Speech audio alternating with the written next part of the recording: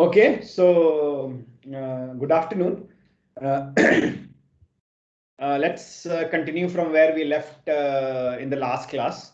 So we were talking about SN diagrams for non-ferrous materials. So typically what happens is your fatigue life is also a function of what processing technique you used, and a lot of other things also. So today what we'll go ahead and we'll first understand how do you characterize and develop a SN diagram, some of the basics of SN diagram, some basic modeling approach. And then the last part of it, how do we adapt it for a real product, right? All this is very idealized. So the ones which we'll discuss today primarily will be an idealized SN diagram for fully reversible loading. So that is what we will cover today. And then the next class we will try to use some of these ideas to basically apply it to real life engineering designs. So that's what I wanted to kind of get you started. So if you see right here, this is where we ended last time. You see that if you have sand cast structure, right, the fatigue life is really, really low. So if you see it fails, so its endurance limit, which is about 10 to the power 6 cycles, roughly give or take, is much lower than rot. So basically, the reason why this is because sand cast is as cast kind of this as cast structure. As cast structure has can have porosity, and then it can have some defects. So inherently, the crack propagation is easier in this kind of a crack propagation is much easier in this structure, in a sand cast structure. Now, if I do permanent mold cast, meaning if I do die casting, meaning typically these are aluminum which are die cast. So die cast means what you do is you take a liquid pool and inject it into a solid steel mold.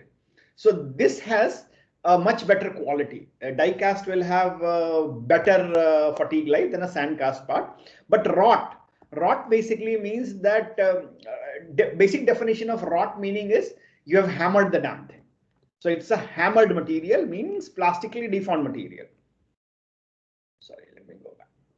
Hammered and meaning it's a plastically deformed material. Plastically deformed material. In this case, what happens is it's work hardened, right? So there would be less defects, and the material is plastically deformed, which means that there would be these dislocations will get entangled, so material becomes stronger. So a rot material will always be stronger than a cast material. So that's one of the good things of rot. And even when we these days you hear the talk about all this additive manufacturing, right? So this additive manufacturing, the goal is to get the rot properties, because rot properties is what you get when you manufacture the metal conventionally, when we do drawing, extrusion, rolling, these kind of processes. When you do, you actually get rot properties. So the basic idea is, can we get rot properties even when we do additive manufacturing? So that's something which people are trying to see whether we can get close to rot properties. So I just want to give you some idea that this is how SN diagrams look like, and it's a function of your processing technique as well. Now, I said there are three basic methods when we try to find the fatigue life. The first one I said was stress-based methods, which is what we will study today also. The second was, but it's very empirical. The drawback of this process is this technique is it's empirical. So I am assuming everybody understands what empirical means, right? Can somebody type in the chat box and tell me what empirical means? How is empirical different than other kind of modeling approaches?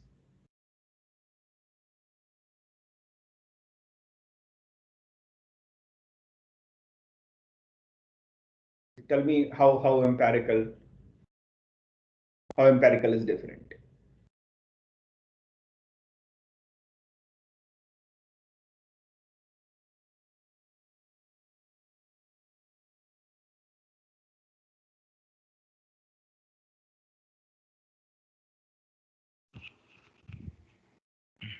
Sir, you are on mute and you stopped sharing.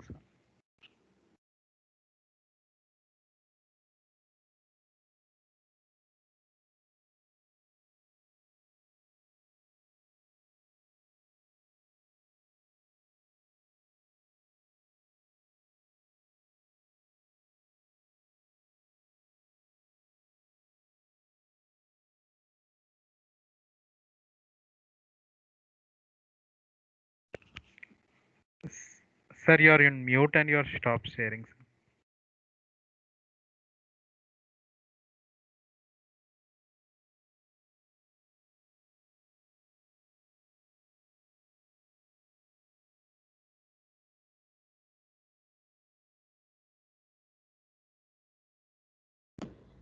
Sorry about that. I don't know how it happened. I was trying to write something here and all of a sudden it started acting up. So what I was saying is stress-based methods are empirical, and you folks were trying to basically talk to what empirical means. So empirical basically means is there is no physical basis to it. You just create experimental data. All of you have said the right things. You just get data, experimental data, and then based on the experimental data, you try to have some generalization. So it's basically generalizations based on experimental data, right? We don't understand the physics of it. So we do not have a theoretical model, but we have some generalization based on experimental data. So that's what an empirical method would be. So stress-based modeling approach is very, very empirical. I'll actually show you today. I'll derive a few things and then you'll get to know how empirical it is, but it's useful. It's very easy to use in design. The second one is the strain life method. This has some formulation, some physical basis is there, strain life method. So what it does, it basically uses another plastic deformation in localized regions. And it uses some idealization, of course, it's a model, right? So model basically means it has some assumptions and some idealizations, and it's useful in explaining the nature of fatigue.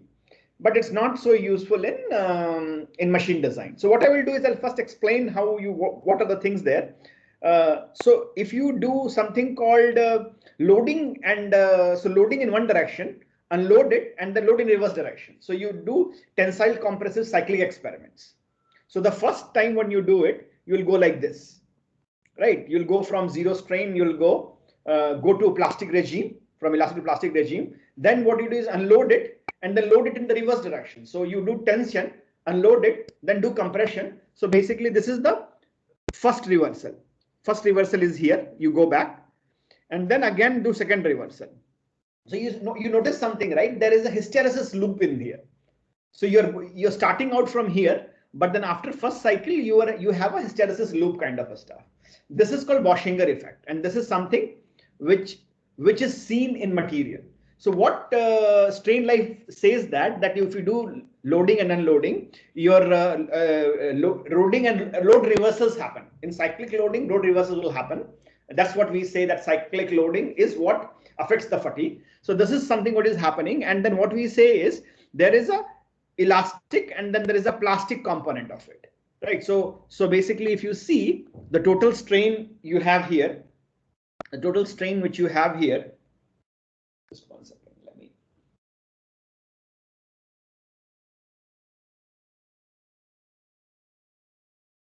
Okay. So total strain which you have here, you see this is elastic will be this much, right? Here, wherever you go to elastic deformation, your elastic deformation would be where your material has deformed elastically. So that's on the right side, and the plastic deformation is on the left side, how much plastic deformation has taken place. And basically what you have to estimate here is so basically if you see this range right here, this range is elastic, linear range, right? And the one which is non-linear range is plastic. Can you see that? I'll go ahead and make a clearer diagram so that you could see it. So elastic one with the zone which you see is the linear zone. So basically wherever it is linear, so this zone right from here, it's a linear thing. So this is elastic. And then wherever there is a non-linear zone, so linear is elastic, linear zone is elastic, and a non-linear zone here is plastic. I'll just blow it out for you. Let me see if I can. Okay, looks like it's not doing it for me, but that's fine. So that's what elastic plastic means. So now basically I can say that the total strain is actually sum of delta epsilon E, which is the linear portion, delta epsilon P, which is the non-linear portion, the plastic portion. Now, this is, if you think about it in this kind of a term, it's like a strain reversal, something like a cyclic wave. Now, if I want to find out what will be the strain amplitude, what will be the strain amplitude? How do I find the strain amplitude? So I have this, let's assume that I have this, some portion is, so the entire portion, this entire portion is epsilon E plus epsilon P. There's a cyclic reversal, some portion. So there is a epsilon E plus epsilon P in both directions, right? Let me just do this. If I sum both directions, this sum is delta epsilon E plus delta epsilon P. From peak in one direction to peak in the other direction, is sum is delta epsilon E plus delta epsilon. What will be the strain amplitude? Because I want to find the strain amplitude, right? How do I find the strain amplitude here? If this kind of reversal loading is there, and I know net strain is delta E epsilon plus delta epsilon P. Any answers?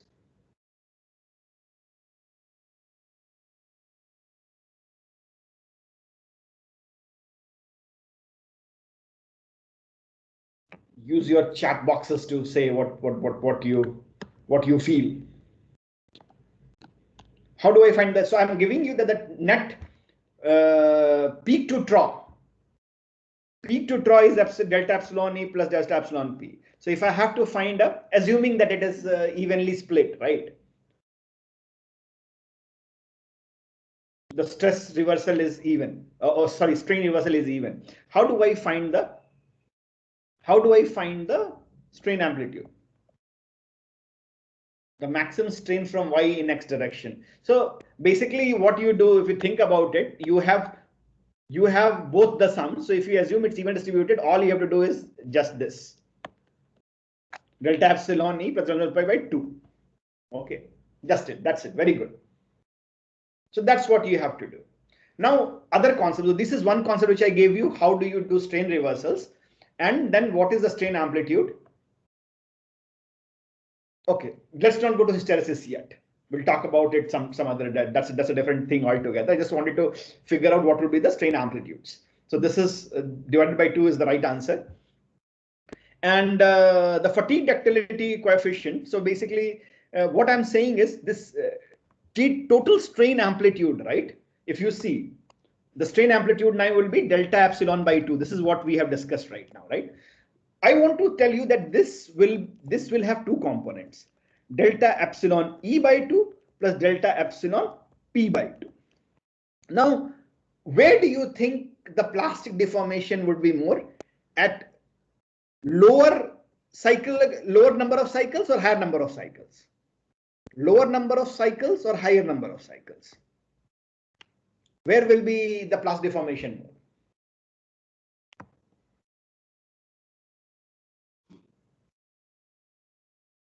Lower number or higher number, what do you think would have more plastic deformation? And what happens as I keep on increasing the number of cycles? What happens to the plastic deformation? So what we have discussed up till now, right, in fatigue, is as you keep on doing cycling, initially what happens is you do get some yielding, right? Your yielding occurs before your fracture at lower number of cycles, especially in low cycle fatigue. So yielding happens. So as we keep on increasing number of cycles, right, your plastic deformation keeps on decreasing. Beyond low cycle fatigue, if you go more than 10 to the power 3 cycles, 1000 cycles, you would see that there is barely any, the plastic deformation keeps on decreasing. And then even the elastic deformation keeps on decreasing. So there will be very little deformation. It will almost be a brittle fracture.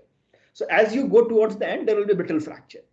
And your plastic deformation will keep on decreasing. That's what happens, right? So what I'm trying to show here is if I have to estimate, there are certain terms which I want to introduce to you.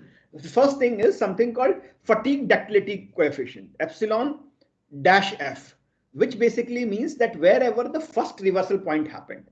So wherever this first reversal point happened, this point, first reversal point, is epsilon f dash, is the true strain corresponding to the fracture in the one reversal. So if you have a way, you do the tests, and the first reversal, when you are going to the peak, right? First time you are doing the very first cycle, just keep on extending till it fails. The strain at which it fails is called epsilon f dash, and this epsilon f dash is nothing but it's called fatigue ductility coefficient, right? And this fatigue ductility coefficient is the true strain corresponding to the fracture in one reversal, right? And then there is fatigue strength coefficient, sigma f dash, and sigma f dash is the true stress corresponding. So sigma f dash is the strain at failure, and sigma f dash is the true stress corresponding to the fracture in one reversible point, right? So what is the stress there is sigma f dash, and if it is the elastic limit, which we will find out, will be sigma f dash by E. That will be the elastic strain. This epsilon f dash is inclusive of the elastic and plastic both, right? So that's the actual strain where the material fails. Okay, right? So that's what it is. And basically what I can show you here is, so basically this epsilon f dash will keep on decreasing as we increase the number of cycles. So there would be this linear thing which has a slope c. This is a log scale. So log, if you see delta epsilon p by 2, right, will be c times, and then there is sigma f dash also, right? So the y is equal to mx plus c. The slope is c, so c times log. So let me just write it properly. I think let me formulate this. So basically this would be, this is the line, the equation of this line, the plastic line, and this is the elastic line. Let me write the equations for both plastic and elastic line. For plastic line, what will happen is I have delta epsilon p by 2 log is equal to epsilon f dash, this is the intercept, plus c log, if I have to find out what would be the c log 2n.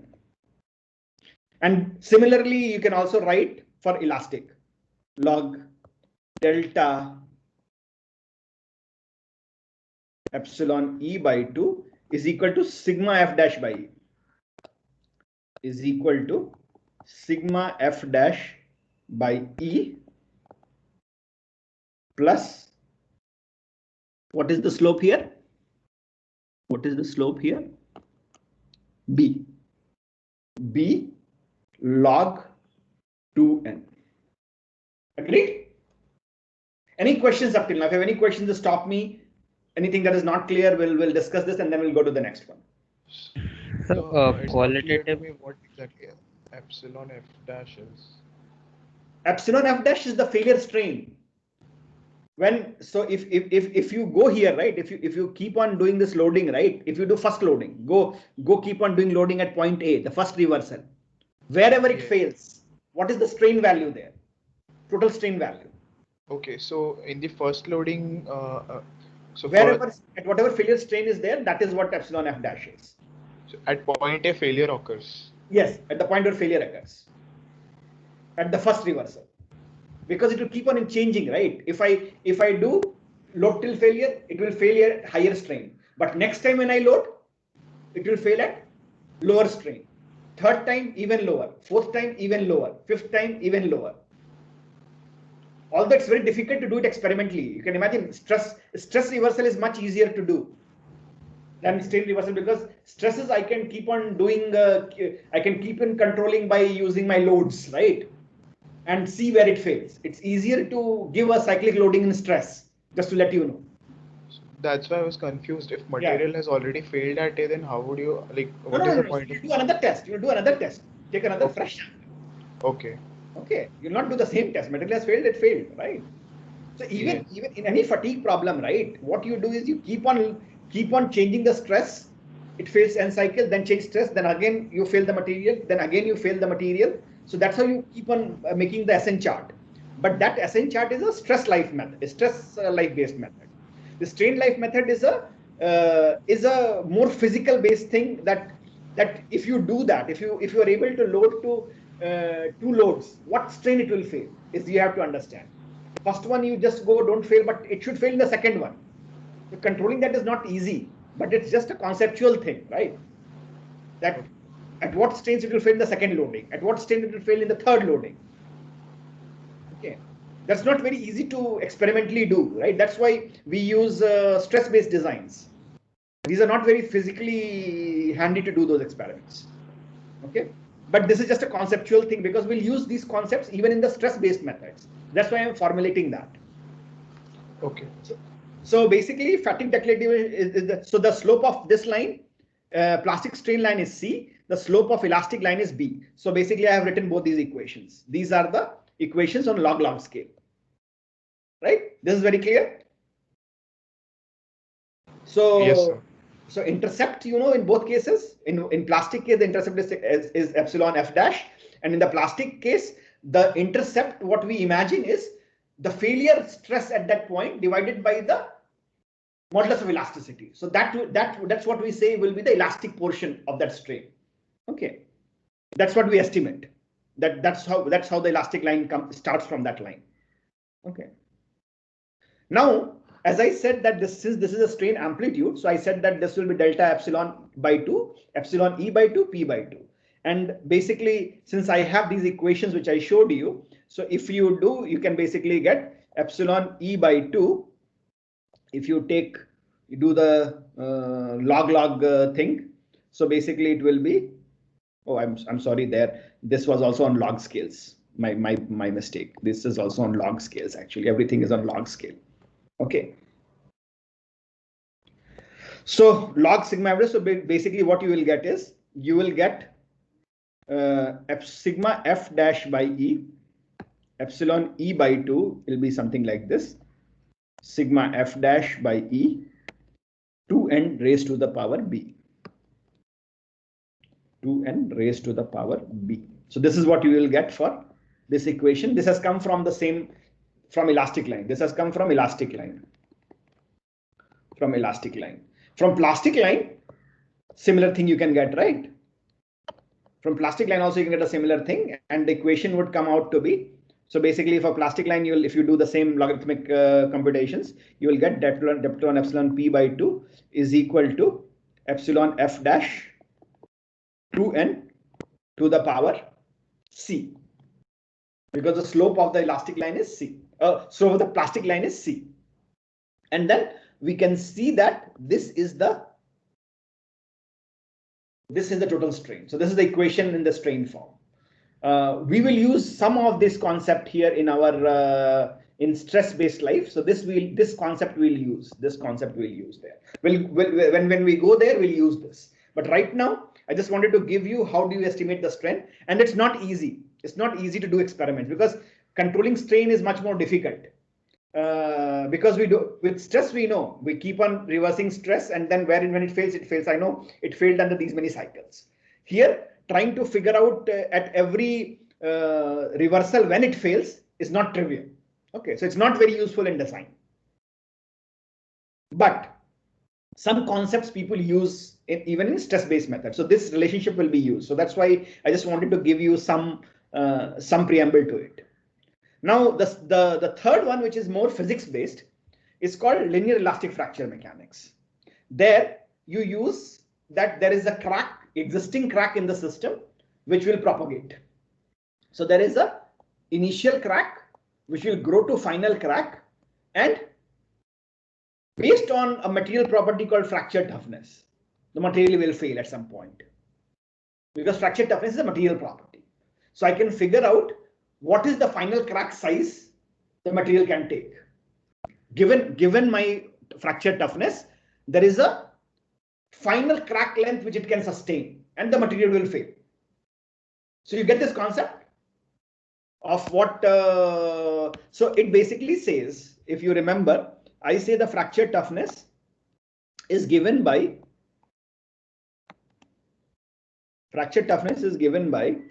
this equation.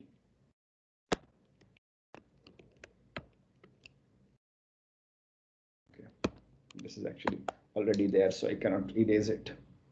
So K1C is equal to beta sigma root over pi A, where A is correct length. A is crack length. So what I can say is, if I know that there is an initial crack length, so basically, if I want to say that there is a K1C initial, there is beta, there is sigma initial, there's an initial stress which is being loaded. So there's a reversal happening, right? Sigma max and sigma min, right? So assume that there is sigma initial. I am at sigma, one of those sigmas, right? Beta sigma. So whatever is, let's say sigma max, right? And then this is root over pi A is there. There is a crack length. And then K1C. So this is, let's say this is at max location, this is at min location. So beta sigma min root over pi A. So if I subtract those two, I can get delta K1C will be equal to beta. And I have told you this beta is nothing but this beta is the geometric correction factor, because crack can be at any location. So I have to figure out if the crack is in the bottom, in the side, in the center. How do I account for it? In some cases, it is critical. Some cases, it is less critical. So if it is towards the edge, it is more critical. If it is right on the surface, it is more critical. If it's somewhere embedded in the center, it's less critical. So I have to have this correction factor. And this delta sigma root over pi A. So this is what, because of cyclic lading, there will be this variation delta K1C, because the sigma are different. So delta K1C is equal to B delta sigma root over pi A. Right. So fracture toughness we know. So for a same crack length, you will still understand that there would be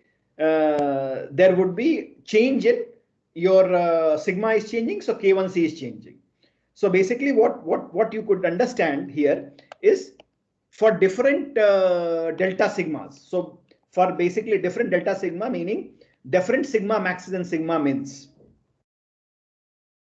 So delta sigma, if delta sigma 1 is basically, this is the lowest. This is the lowest delta sigma. So sigma max minus sigma min is the lowest here. Sigma max minus sigma, this is highest here. So if my delta sigma or the change in the stress intensity, right, sigma max to my sigma min is very high, I fail early. I fail at lower number of cycles. If my delta sigma is lower, I fail late. So my stress, the difference between the, I would say, delta sigma, if the delta sigma is large, the fatigue cracks can nucleate and they can fail early, right? If my delta sigma is low, the fatigue life will be large. That's something which is very intuitive, right? Higher stresses can open the cracks much more easily, right? So this is one of the concepts which I want to give here, and this is something which is very intuitive, that at higher delta sigmas you will get larger fatigue life. At lower delta sigma, at higher delta sigma you will get lower fatigue life. High delta sigma you'll get lower fatigue life. Low delta sigma you get high fatigue life. High fatigue life, right? Any questions in this concept?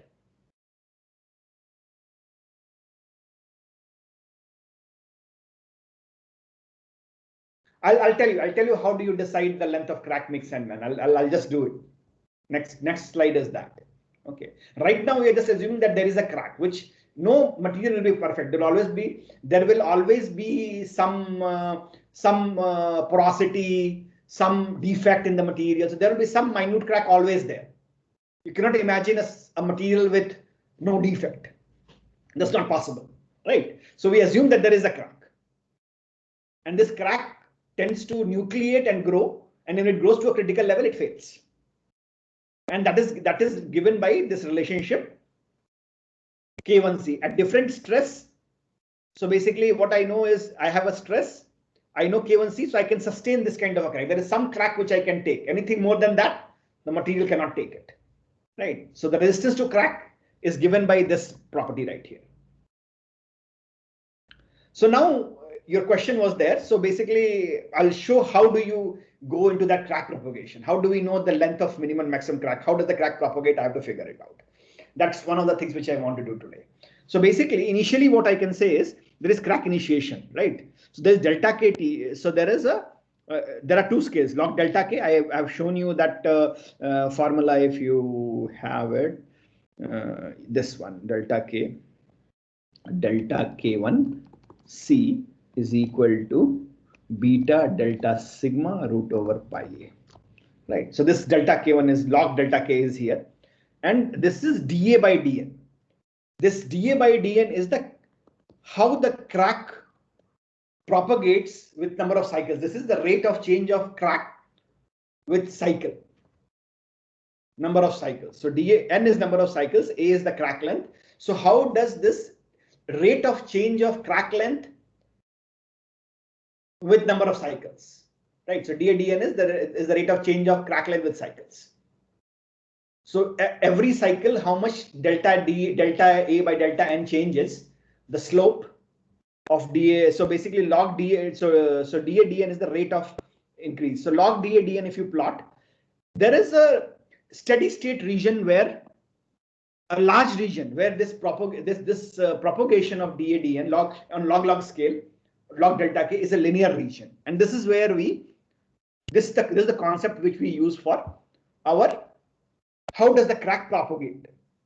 We try to model this based on this assumption. This is an experimentally seen observation that if I have there is a steady state linear region between log dA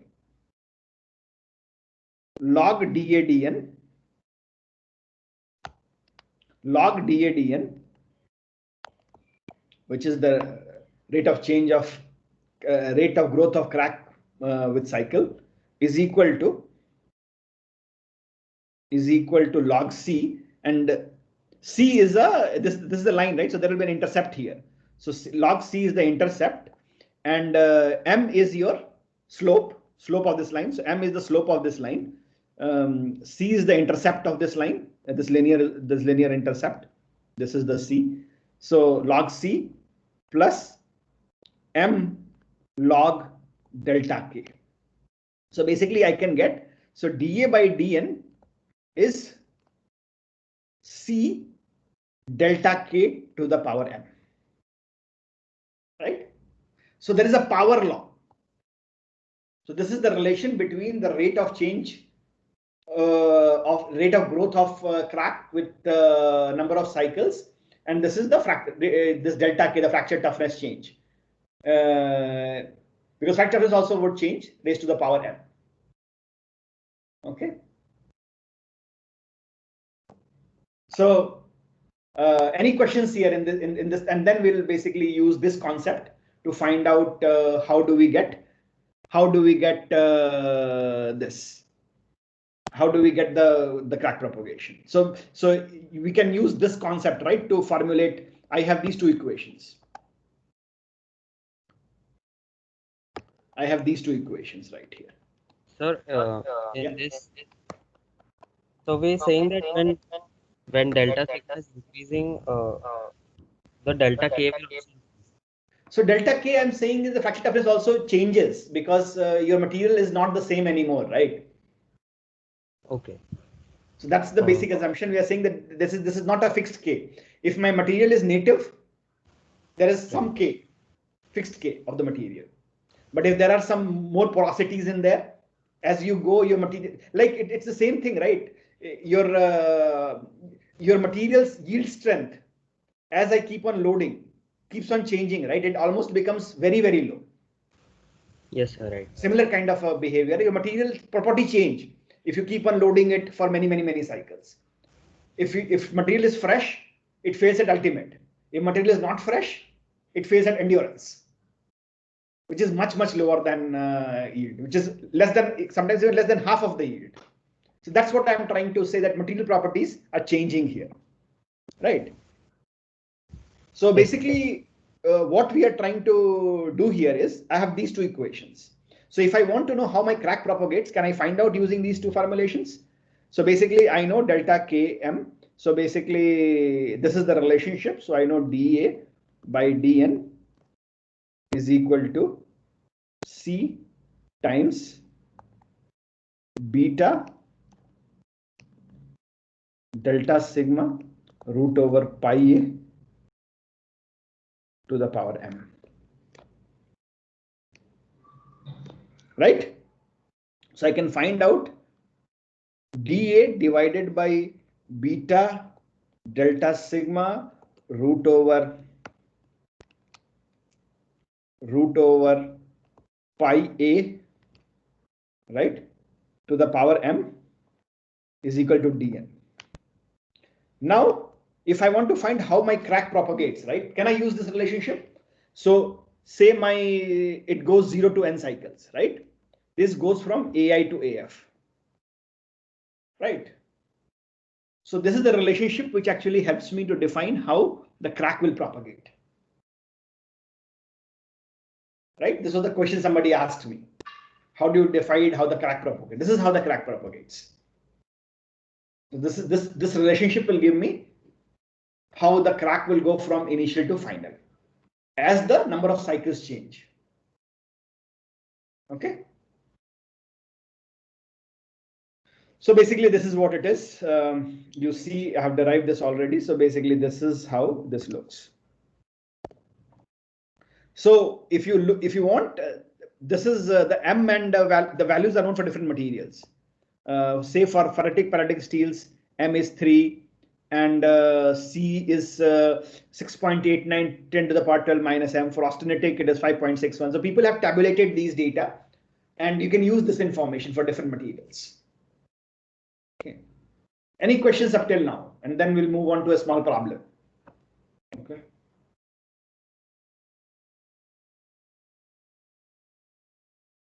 You can type in the chat box or announce it out aloud. Either way is fine. And then what we'll do is we'll actually try to have a simple problem we'll do for this.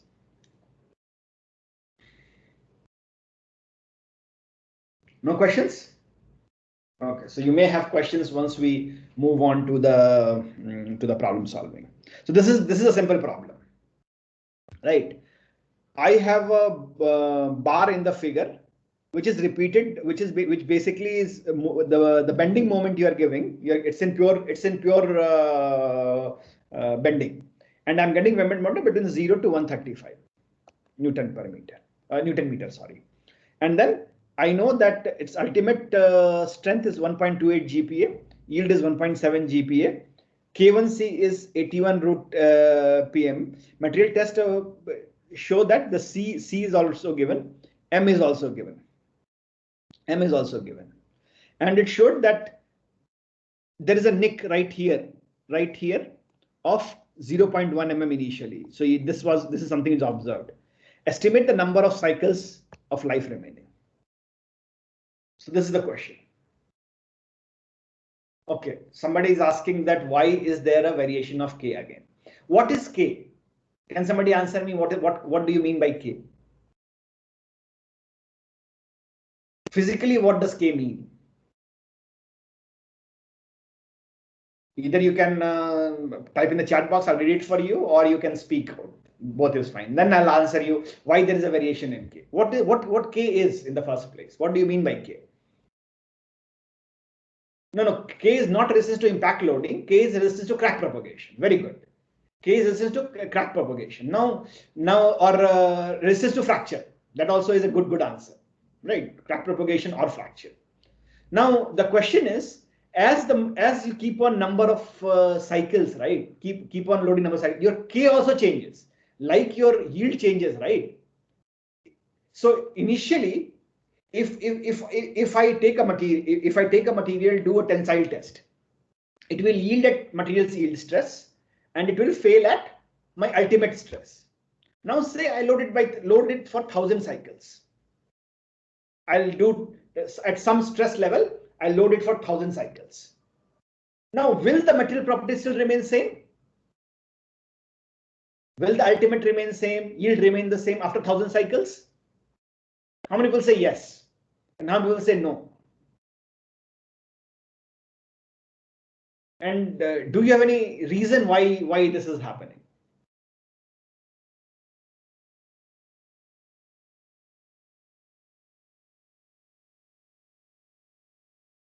Okay, some answers are there. Yes or no first?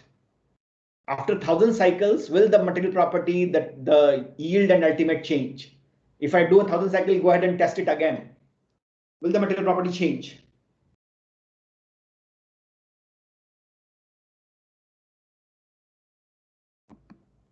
Yes or no? Somebody should say yes or no, right? At least pick a side.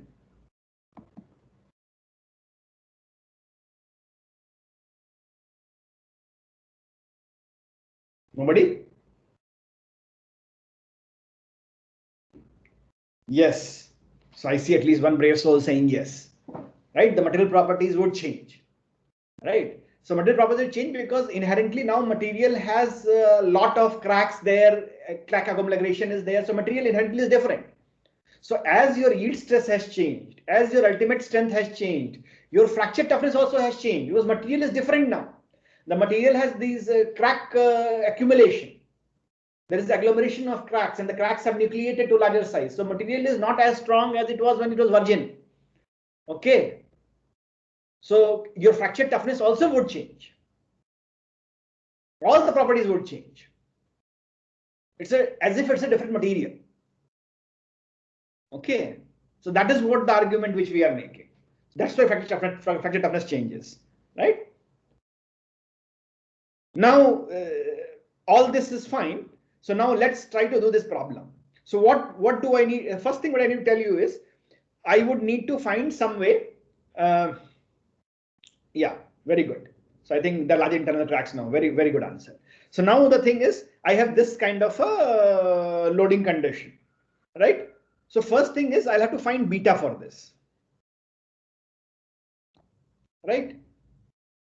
But I have to find beta not for the initial condition, right? But I have to find beta for this condition when there is loading. So first thing is what I have to do is would be first I have to find out what will be the sigma, right? I know the moment. Moment is I know the moment is 135 Newton meter. My y would be this. My y is 6 millimeters. Y is equal to 6 millimeters. Y is 6 millimeter. My BH cube over 12 if I have to find out. So y is h by 2, which is 6, and BH cube by 12 is your moment of inertia. So I can find out what will be my sigma. So sigma max is at 135 and it varies from 0. Sorry, it varies from 0 to 135 Newton meter, right? So this is sigma maximum. I'll switch over to this thing, one concept, and then I'll switch over to Mathematica, and then I will work this out in Mathematica. Okay, and I'll also show you how do you find out the crack propagation equation. So here, so this I have to find out. I have to find out what will be the final crack. So if I say I know K1C is equal to beta sigma root over pi a. So I know sigma, final sigma, right? So this is K1C is known to me, right? So I have to find what will be the at that sigma, what will be the AF, right? So K1C is equal to beta sigma root over pi AF. There is a chicken and egg problem. To know what is beta, I need to know AF. Because beta, this is how you basically find beta. This is a chart for beta finding, right? Where it basically says A over H ratio. A is the crack length. So basically beta will be equal to, so if this is something like this is AF, this height is AF. So AF over H, I want to find out, this will be beta. Now the problem is, to find out AF, I need beta. So it's a chicken and egg problem. My beta is also a function of, this beta is a function of AF. So how do I solve this? How do I go about doing this? How do I estimate this? What will be the simplest way to estimate this? Any idea? Iteratively is a more complicated thing. Let's, as usual, as good engineers, let's have a simple way to do this. Iteratively is the right way to go about it. But the easiest way to do it would be that you initially you just assume beta is equal to 1. Beta is equal to 1. And find out AF. Find out AF. K1C is equal to sigma root pi pi AF. So K1C I know. K1C is 81 MPa root M. Sigma I know is 937.5 and root over pi A. So I can find a AF here and use that AF to find beta. So if I do that, I will actually get something like 1.05 or something. It comes out, this calculation comes out to be, I'll show you in a little bit. This calculation comes out to be, the first cut calculation comes out to be 0.0021. It comes out to be 0.0024. It comes out to be 0.0. AF comes out to 0.0024, the first approximation. Then I find beta. And put for 0.0024, for 0.0024, and H is what? H is 12 mm, right? So I do that. Find out my A over H ratio. This is my AF approximate, AF dash by H ratio, and then find out beta. Put that beta value, which is probably 1.05, something like that, 1.05, and then find out this. So basically AF approximate comes out, and then I can find out the final using right beta. Okay. So let me just move, do one thing. I'll start sharing my Mathematica, and then we will do this. Just 1 second.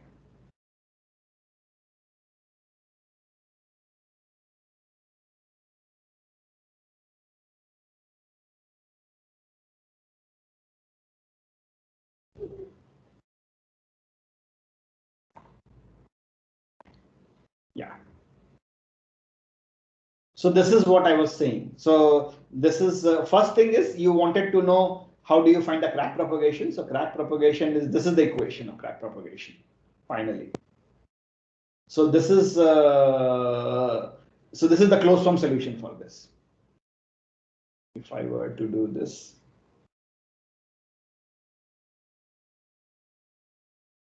So this is the closed form solution for how does the crack size AI and AF come with number of. So if there is, if you know the number of cycles, and know AI, you can find AF from this relationship right here, or you can integrate it if you need it. That also integration probably would be a bit easier. There's a closed form solution right here. Now we'll go back. So first thing what I said was we have this moment is 135. My width is 6, height is 12. Ultimate strength is given as 1.28 GPa. Yield strength is 1.17. K1C is 81 MPa, and initial crack length is 0.1. Beta, I showed you how to find it. So beta, what you do is you first estimate AF using beta is equal to 1. then find out the beta using that AF by H, and then use that beta to find out the final AF. So that's how you go ahead and do it. If you have not understood, ask me, I'll do it again for you. Everybody understood? How do you do this how do you do this in one? It's a sort of pseudo iteration, not full iteration, but just one cut iteration. So you assume with some beta is equal to 1, find out AF, go AF over H, find out the beta value, and then with that beta calculate a more accurate AF. Got it? If not, you can ask questions now and I can show it how it is done.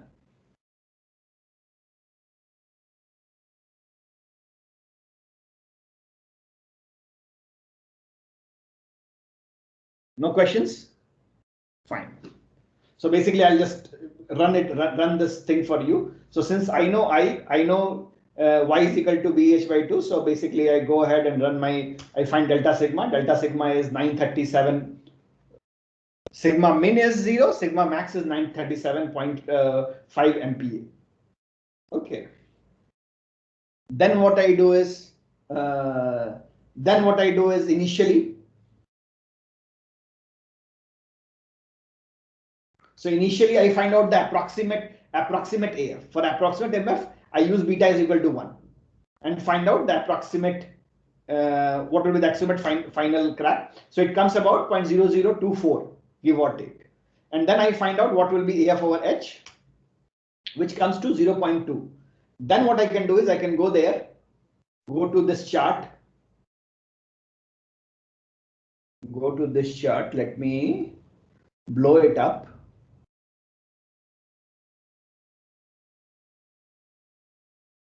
No. It's not very legible, right? So let me just do one thing. So this is 0.2. This is 0.2. This is what H by ratio is there. We are somewhere here. Let me try to have a. So cursor is clear. So this is close to 1.0. It's less than 1.1. It's close to 1.05, 1.07 or something. So that's how you find beta, by looking at these charts. Ours is a pure bending case. Right. So then you found out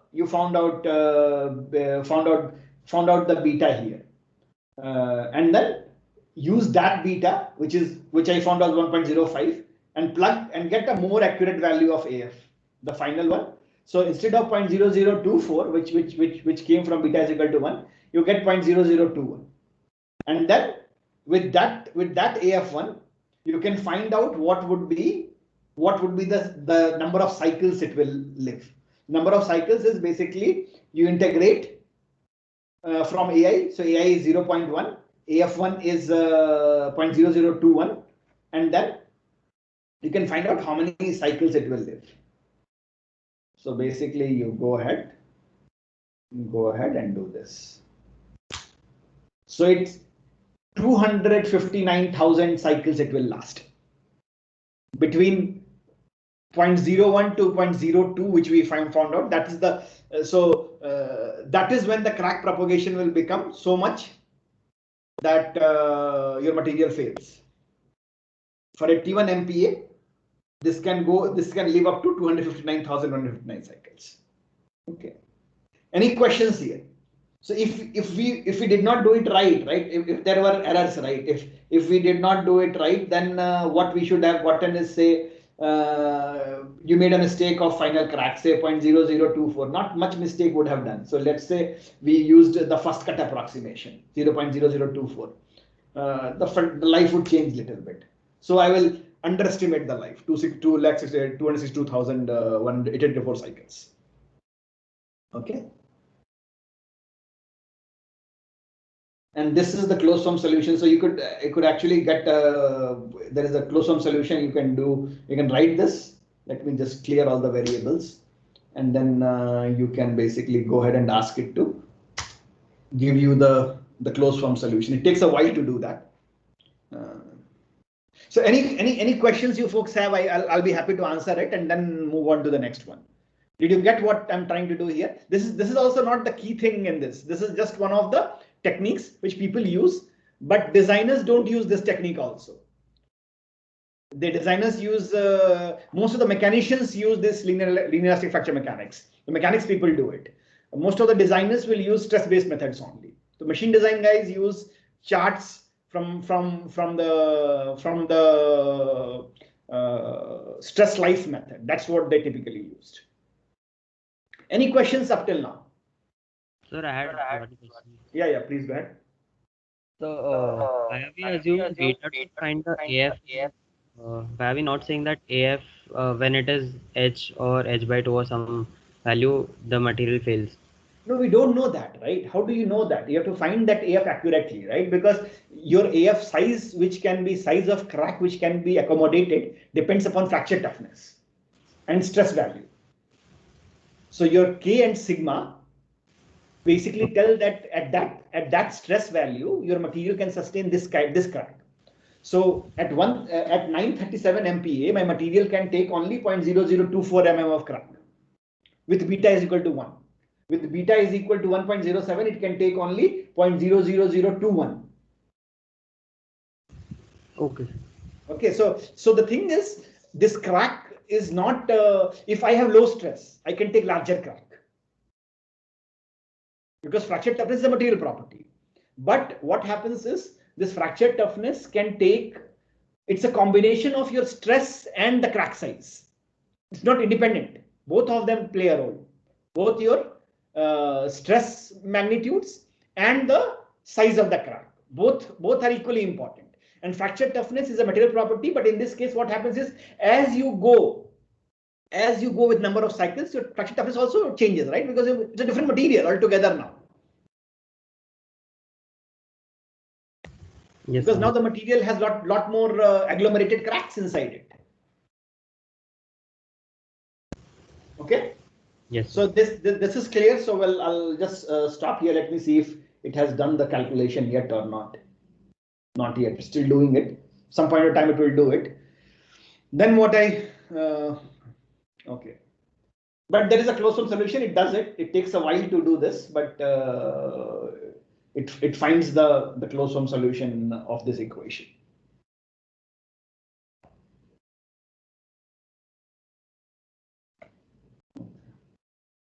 I'll just let it be, and I'll go back to again this.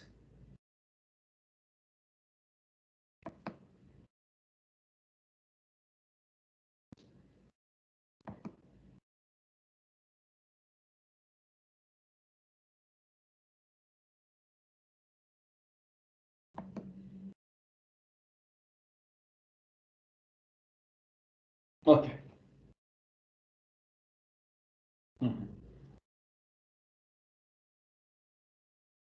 So now we'll start doing more of what we do it in the traditional machine design approach. Traditional machine design approach. This is how we estimate fatigue life. This is the basic thing which we come and develop. It's called SN diagrams. And what we say is some of the concepts are there. So we say that at zero cycle, or basically just one offloading, the material fails at SU2, and there is an infinite life of the material. This infinite life is defined by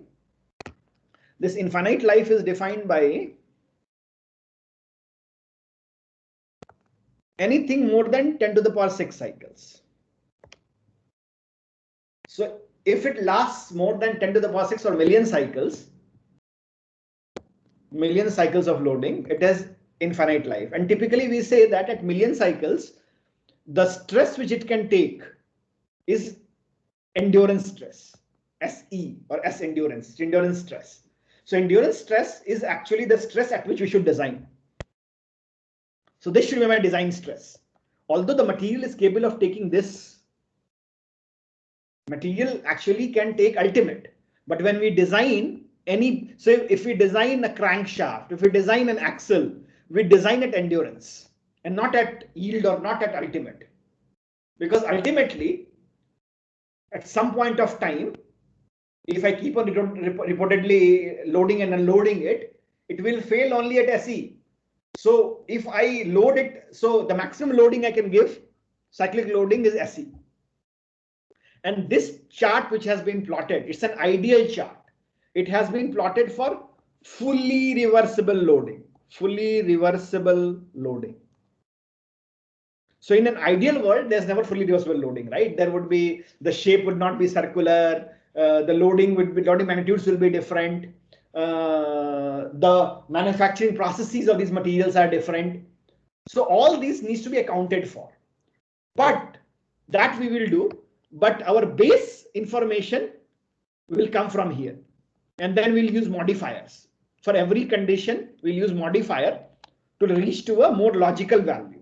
But this is our mother, this is our mother chart. This is what we'll use. So basically, if I load below endurance, if I load below endurance strength, I should have infinite life technically. That's the first takeaway. First takeaway is this. First takeaway of this chart is that you always load a material which is under cyclic loading smaller than SE. It should be lower than SE. Between 10 to the 106, this is finite life. This is low cycle fatigue, less than 10 to the power 3. Oh, sorry. Yeah. Less than, other way around. Less than 10 to the power 3. This is low cycle fatigue. Between 10 to the power 3 and to the 10 to the power 6 is fatigue, is finite life. And then anything above 10 to the power 6 is infinite life. So we design for, roughly give or take, you design a thing for million cycles. Design is for million cycle. For a million cycle.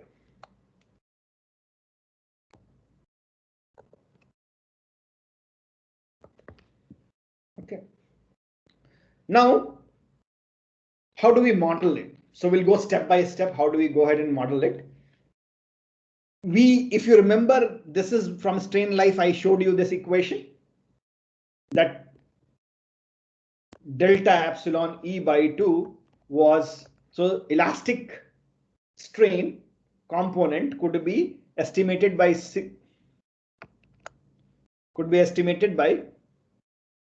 sigma f dash by E 2 to the power n raised to b. Remember this, right? So this is what we use from the strain based criteria. And what we say is, if I want to assume that there is, because as you go with number of cycles, right? As you increase the number of cycles, the plasticity actually goes away, right? It barely has. So anything more than 10 to the power 3 cycles, yielding will not occur. Very little yielding will occur, or yielding will not even occur after 10 to the power 3 cycles. Below 10 to the power cycles, yielding may occur. So yield will happen before fracture. But after that, you don't see plastic deformation. So what I can do is, I can say that my failure stress, I can, at any number of cycles, I can estimate, assuming it's elastic, because there is very little plastic deformation. I say delta epsilon E by 2. Right? This is my approximation. From equation 1 here, from this criteria and from this criteria, I can come and I can find out this relationship that SF dash n is basically sigma f dash 2n to the power b. This is an approximation which we can make. So this is one sort of a relationship which you typically get between, so this is number of cycles. This is the behavior which you saw of the elastic line in the strain, and SF dash n is what will be the fatigue strength at given cycle, at specific number of cycles. Specific number of cycle. Right. I know there is one thing which I know is, if you go back, this location right here, the fatigue strength is some fraction of ultimate at 10 to the power 3. And this fraction I can find out from various data. There are charts for finding this f. People have done a lot of experiments and tabulated that information, that there is a way to find the fraction of which of the ultimate strength which you will get after 10 to the power 3 cycles.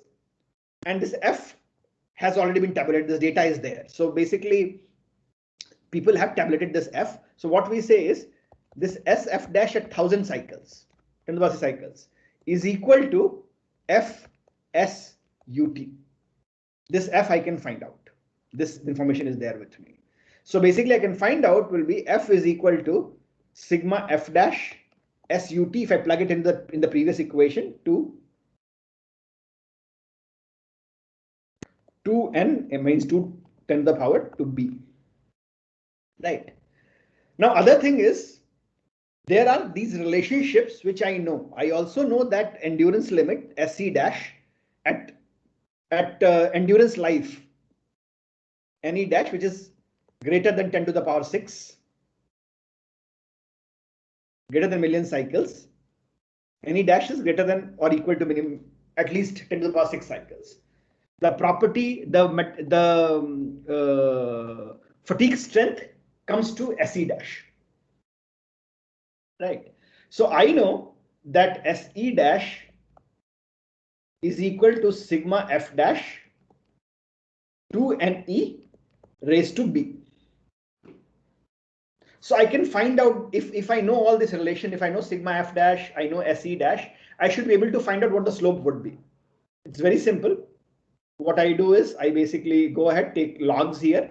So basically log SE dash is equal to log sigma F dash, right? So basically, if you know what happens is log, let me just do this, it will be easier to do.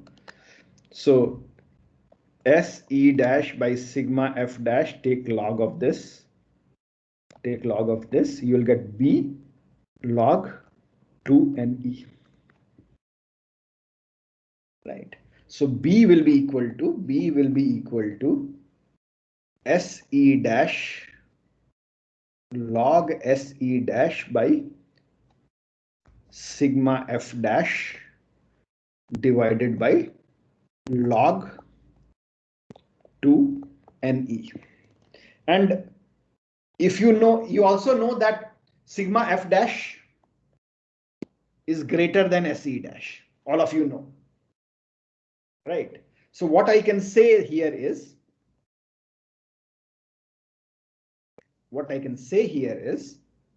minus B, or B is equal to minus, if I do inverse, I will get a minus sign here, is equal to minus log sigma F dash by SE dash divided by 2NE.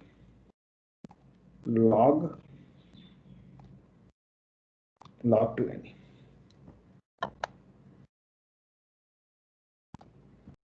Okay. Any questions? I'll stop here for a little bit. And then, so basically, I know that in a nutshell, I can say that if I know all these sigma F dash, if I know sigma F dash, I know SE dash, I can find out how this chart will look. How will this A and B's look? How this B will look, especially because I know there are three limits, right? Finite life, I know that my initial, I know that there is F something, then there is a finite life, and then there is endurance SE. So basically, I'm interested only in this region, in the finite life region, and I want to define how finite element looks. So with all this, if you look at it, it looks SE dash is this one. sigma f dash is not on this line, but sigma f dash is on the other strain, on the strain line. But here there will be SUT here. Here there is FSUT, fraction of some fraction of UT, and this is SE. And the equation of this line is basically SE dash is equal to sigma f dash 2n raised to b.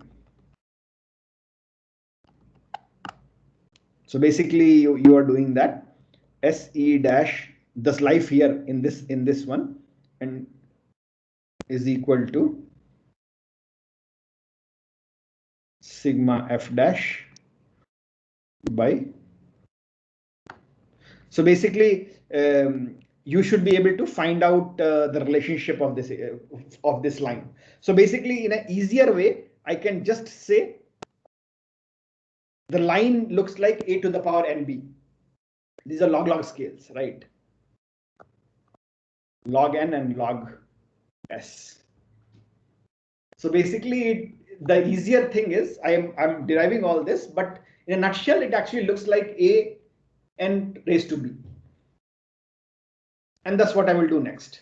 I say that actual fatigue component, fatigue life will be something like SF A n to the power b. And now how do I find this? Because this is what you have found here, that endurance limit can be found out by these equations. So, but this equation is nothing but it's of the form of A n to the power b. So I will find out for any generic condition. I can find out for any material. I can find out these A's and B's for any material. For any material. And use it for my design calculation. Use it for my design calculations.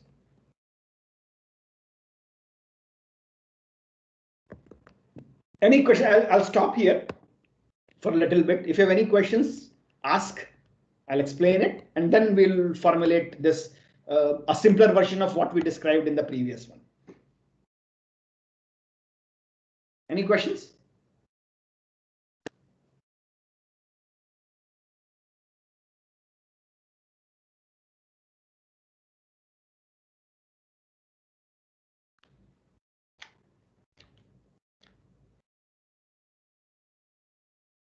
Okay, if not, what I will do is I'll let me formulate this, and then you may have some more questions. So basically, I say that SF or the fatigue strength can be written as a function of A and B. N is number of cycles. And I can calculate this because I know at 10 to the power 3 cycles,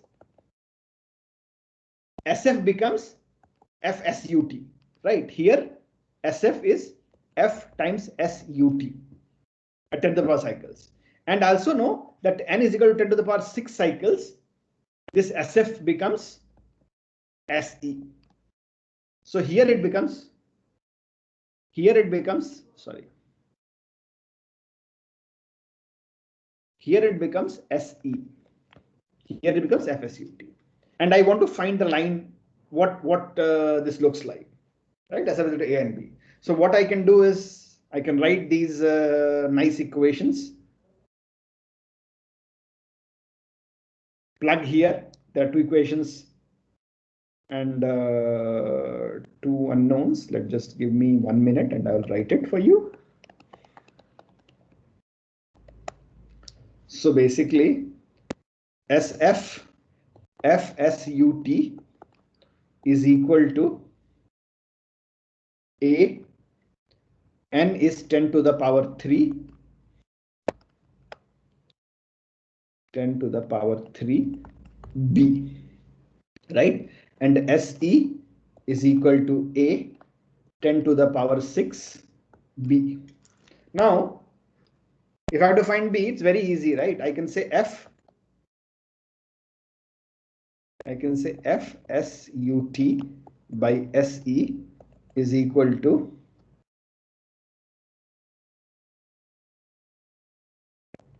F.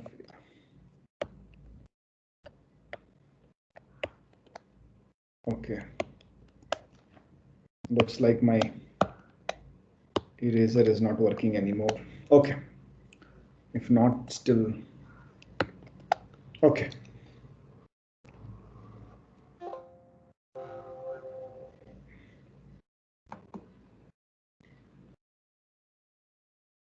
I'll just, yep.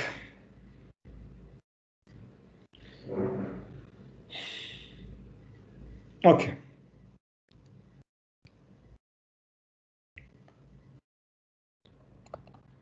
So basically I say FSUT. Can you see my screen? Is my screen still shared or no?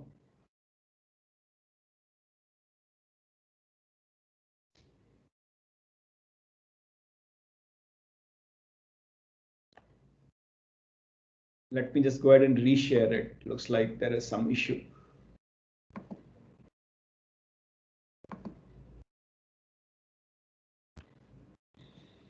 Okay.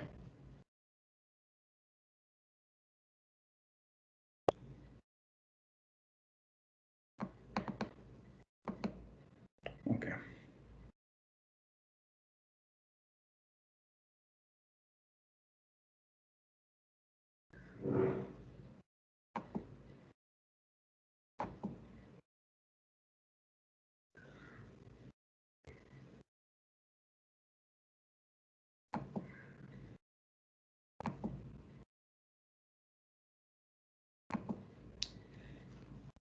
So FSU2. So FSUT divided by SE is equal to 10 to the power 3B, 10 to the power 3B, 10 to the power 6B.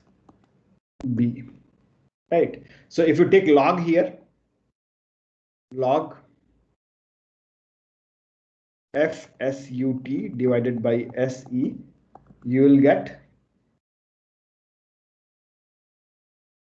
10 to the power 3B, 10 to the power 3, 10 to the power 3, 2B, and 10 to the power 6B. So you'll get B. You will get 10 to the 1000 B. Just let me just write it for you.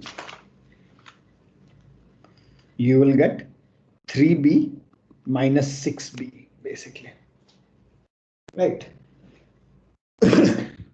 Because log 10 to the power 10, this is all log base 10.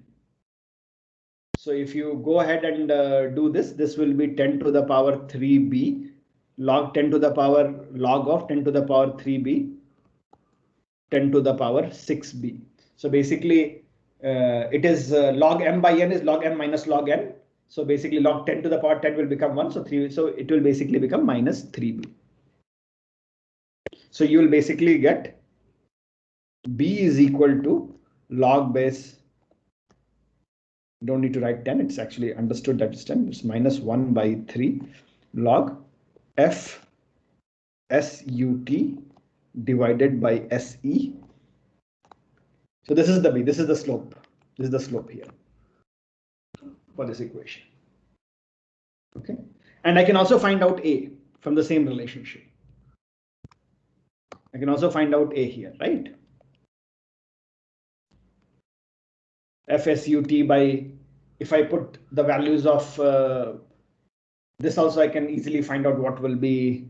So basically I can say FSUT is equal to A times this is X, and this is A times X square is equal to SE, right? So basically what I can do is I can say FSUT by A is equal to SE by A, this square is equal to this, right? So I can get A is equal to FSUT whole square by SE. So this A I can find out from here, and B I can find out from here. And this equation This is only true for fully reversible loading. So sigma rev is nothing but SF dash. So basically you can find out for this kind of charts for various fully reversible loadings. Okay. So these are stress-based fatigue modeling. This is all stress-based fatigue modeling. Very empirical, but you could from the data you could find a lot of information. Okay. Any questions now?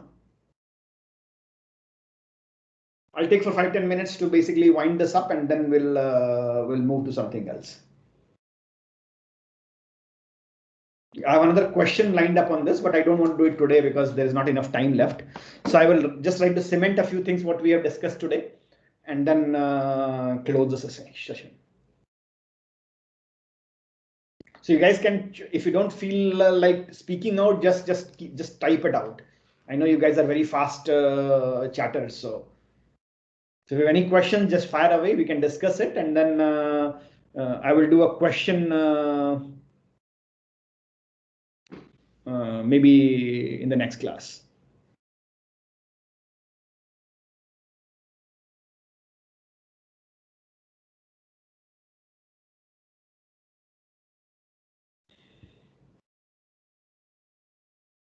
No questions at all?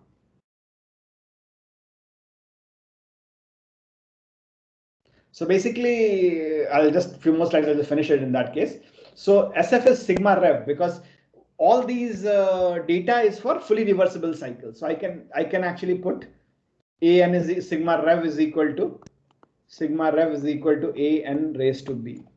And descent diagram this is something which you will have to always note that this is for idealized case applicable only for completely reverse stresses. Because the moment the stress cycle are erratic, let's do something more to it. So you can use this information. You can use this information, but you have to do something to it. You have to use some modifiers to extract information from here. To extract information and make it suitable for the real life conditions. That also we'll discuss in some detail. Okay.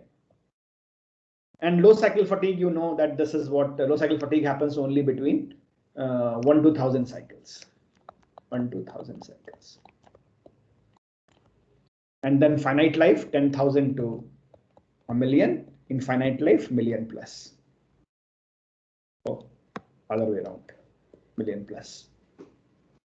Okay. Any questions now? So I think I'll just hold on now. I think 4 or 5 minutes I have left. I'll just hold on and then you can ask any questions you folks have. I'll stop.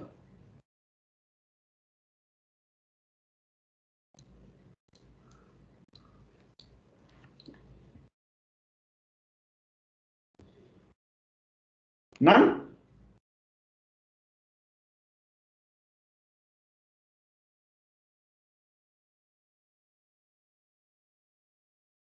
So I'll just sit here for a few more minutes. If you don't have any questions, I'll watch you guys leave gradually and then finally call it quits. Thank you so much for patiently listening me.